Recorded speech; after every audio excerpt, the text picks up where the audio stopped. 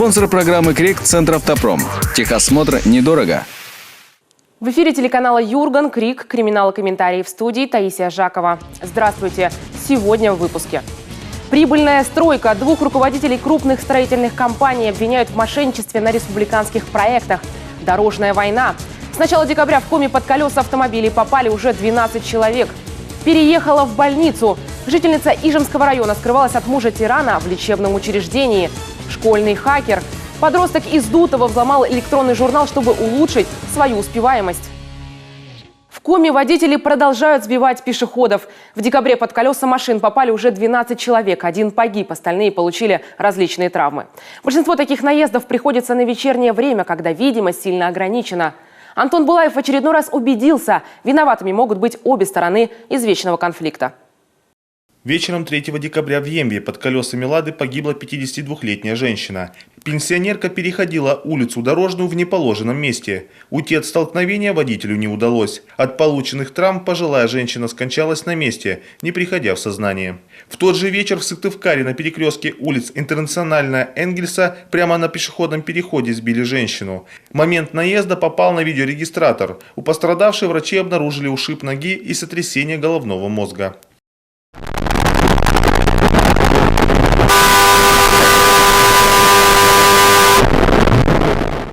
А это кадры другого ДТП в Ижемском районе столицы. 5 декабря водитель Ниссана при перестроении подрезал автобус. Из-за резкого торможения пострадала пассажир маршрутки. Nissan Премьера двигался по улице Мира, напротив дома 62, выполняя маневр поворота направо с крайней левой полосы движения, не уступил дорогу и совершил столкновение с автобусом Нефас, водитель которого двигался в попутном направлении по крайней правой полосе движения. В результате столкновения произошло падение пассажира в салоне автобуса.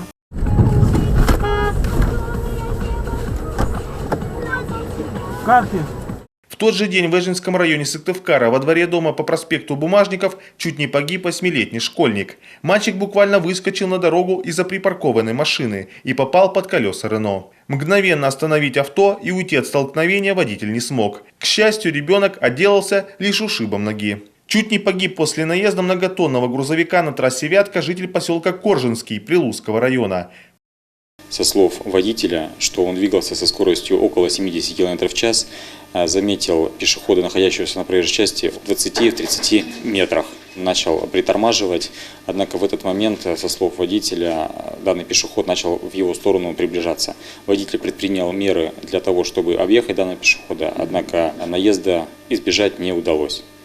С открытой черепно-мозговой травмой в тяжелом состоянии 23-летнего пешехода госпитализировали. По словам очевидцев, сельчанин был в темной одежде, без светоотражающих элементов. Имел явные признаки алкогольного опьянения. Кровь пострадавшего взяли на исследование. Полиция проводит проверку по факту ДТП. Реализация республиканской программы переселения из ветхого и аварийного жилья имела неожиданные последствия для жителей поселка Боровой под Ухтой, которые недавно переехали в новые дома. К их старым квартирам проявили мародерский интерес местные маргиналы. Злоумышленники стали взламывать замки и вытаскивать из жилищ, гаражей и сараев вещи, которые хозяева не успели вывезти. С октября месяца до настоящего времени было возбуждено 4 уголовных дела. В ходе оперативно-розыскных мероприятий выявлена группа лиц, которая привлечена за совершение данных преступлений. В настоящее время проводятся дальнейшие оперативно-розыскные мероприятия. Оказалось, оба подозреваемых нигде не работают. Таким нехитрым способом они решили выкрасть оставленное без присмотра имущество, а затем его продать. Но реализовать похищенное не успели, попали в поле зрения стражей порядка. Теперь криминальный дуэт под подпиской о невыезде. Его участникам грозит до 5 лет лишения свободы.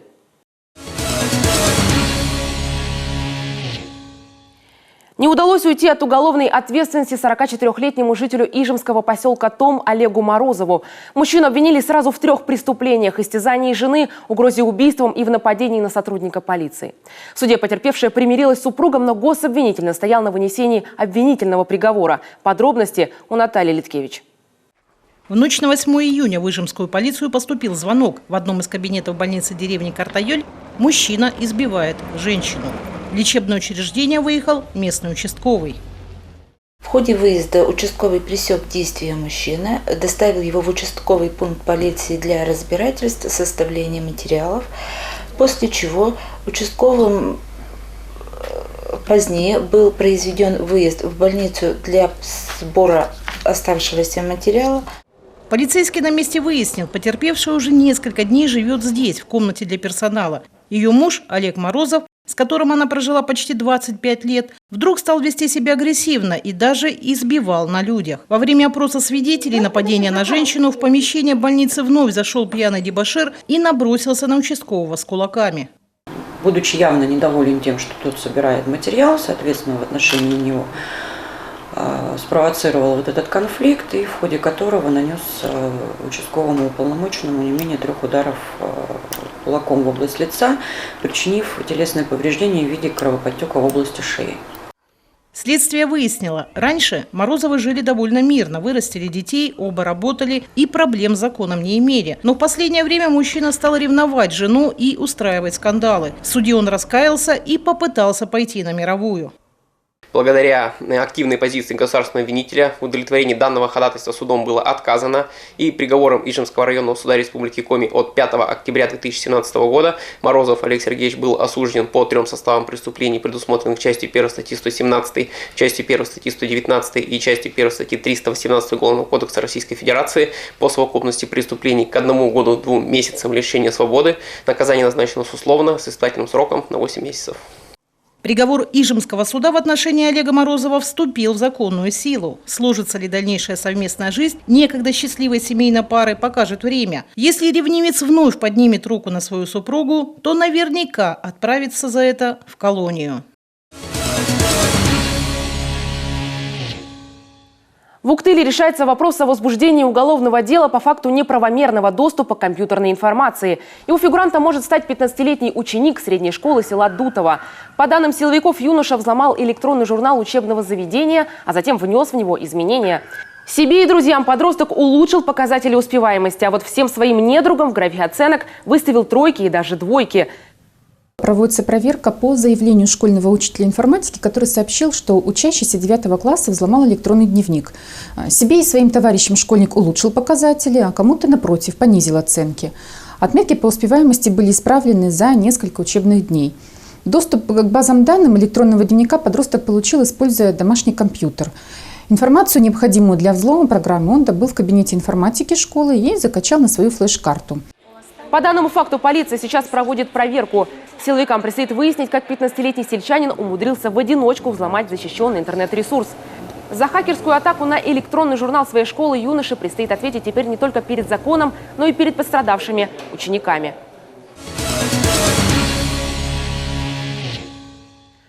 Сыктывкарский суд приступил к рассмотрению уголовного дела в отношении 5 руководителей крупных строительных компаний. Главные обвинения в мошенничестве предъявлены 2 компаньонам по бизнесу – Сергею Ситникову и Александру Альшевскому. Общая сумма похищенных средств перевалила по версии следствия за 330 миллионов рублей и касалась нескольких республиканских проектов топ-уровня. Из зала суда репортаж Эдуарда Бушуева. Уголовное дело по серийному мошенничеству в строительном бизнесе МВД по Коми возбудило в прошлом году. Совладелец нескольких крупных столичных компаний Сергей Ситников был арестован. Обвинения предъявили по 15 эпизодам. Его компаньон Александр Альшевский, бывший управделами главы Коми Владимира Торлопова, угодил под стражу в апреле этого года. Ему вменили соучастие в 6 эпизодах. Главный и основной – хищение денег при строительстве Дома дружбы народов, где заказчиком была фирма «Алвис», аффилированная с прежним руководством республики, а подрядчиками – группа компаний Ситникова и Альшевского. Стоимость договоров была определена в размере, существенно превышающем размеры на строительство данного объекта. В результате Ситников и Альшевский похитили денежные средства ООО «Алвис» в размере свыше 241 миллиона рублей. Часть похищенных денежных средств в размере 141 миллиона рублей была легализована Ситниковым и Альшевским, а именно данные денежные средства были оплачены по договорам долевого участия, в результате которого подсудимые приобрели часть помещений в том же Доме дружбы народов в общем размере порядка 3000 квадратных метров. В Впрочем, схему умышленного завышения затрат на строительство Альшевский и Ситников сначала опробировали, по версии следствия, на другом крупном республиканском объекте – Финно-Угорском этнопарке в Сыктывдинском районе. Их компания умудрилась в 2010-2011 годах провести по актам выполненных работ расходы, которые были гораздо больше реальных затрат. Это касалось и строительства объектов инфраструктуры, и поставки оборудования. К примеру, в Конгресс-холл они якобы закупили 500 стульев по 8 тысяч рублей за штуку, монтаж которых обошелся еще в 3 миллиона рублей. Бизнесмен подозревается в хищении в составе организованной группы денежных средств, выделенных на реализацию государственного контракта по строительству Финно-Угорского этнокультурного парка. В результате мошеннических действий, связанных с предоставлением заказчикам ложных сведений об объемах и стоимости выполненных работ, было похищено более 10 миллионов рублей.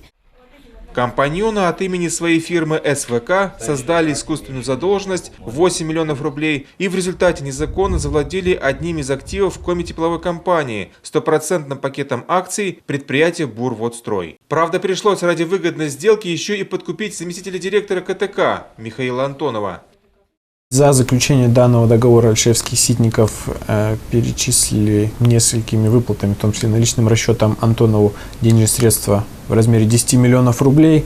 По результатам продажи акций Бурводстроя коми-тепловая компания утратила возможность распоряжаться ими, утратила возможность распоряжаться недвижимым имуществом, которое находилось на балансе предприятия ООО «Бурводстрой».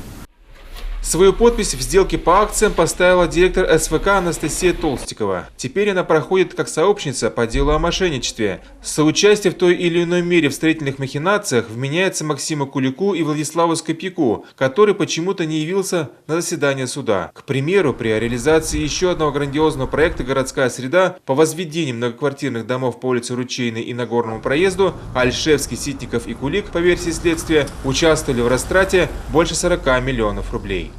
Тут действия именно Альшевского. Он выступал в качестве руководителя фирмы ИСК, застройщика, заказчика по данным работам 4 многоквартирных жилых дома по улице Ручейной и 1 многоквартирный дом по Нагорному проезду, дом 1. В ходе строительства они привлекли аффилированную организацию ООО ФСК, осуществляли авансирование данных работ. На всю сумму финансирования работы сделаны не были. Разница составила 40 миллионов, которые на хищение. Основной фигурант Сергей Ситников, который 9 месяцев просидел в СИЗО, признался только в половине из 15 предъявленных эпизодов и в итоге был отпущен под подписку о невыезде. Не стал отрицать свою роль в подписании документов и Анастасия Толстикова. Остальные фигуранты, в том числе Александр Альшевский, ничего криминального в своих действиях не увидели. Бывший управделами главы – единственный, кто остался на финальной стадии следствия под домашним арестом. Адвокат просил хотя бы разрешить дополнительный час прогулки своему клиенту. Суд оказался гуманнее. Мера пресечения в отношении обвиняемого Альшевского в виде домашнего ареста, по мнению суда, подлежит изменению на подписку о невыезде и ненадлежащем поведении по следующим основаниям. Обвиняемый Альшевский ранее не судим, состоит в браке, имеет на иждивении 2 несовершеннолетних детей, в связи с чем поддерживает тесные социальные связи, имеет постоянное место жительства и регистрацию на территории города Сыктывкара. Обвиняемые и их защитники просили для возмещения ущерба снять арест на имущество, личный и строительный автотранспорт, участок земли бывшего ботанического сада пединститута, вокруг которого вспыхивало множество ожесточенных споров, недвижимость, в том числе помещение в Доме дружбы народов. Все на общую сумму в 600 миллионов рублей. Суд оставил ограничение в силе до конца процесса, который стартует 21 декабря.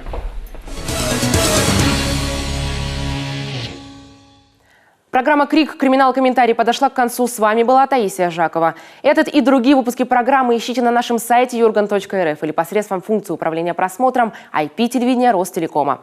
Следующий обзор криминальных событий региона смотрите в среду. До встречи на телеканале Юрган. Спонсор программы «Крик» – Центр «Автопром». Техосмотр недорого. Техосмотр недорого. ООО «Центр Автопром». В 350 метрах от ГИБДД. Сразу за вторым железнодорожным переездом. Местечко Дырнас, дом 108/4. Телефон 550 830. Работаем без перерывов и выходных.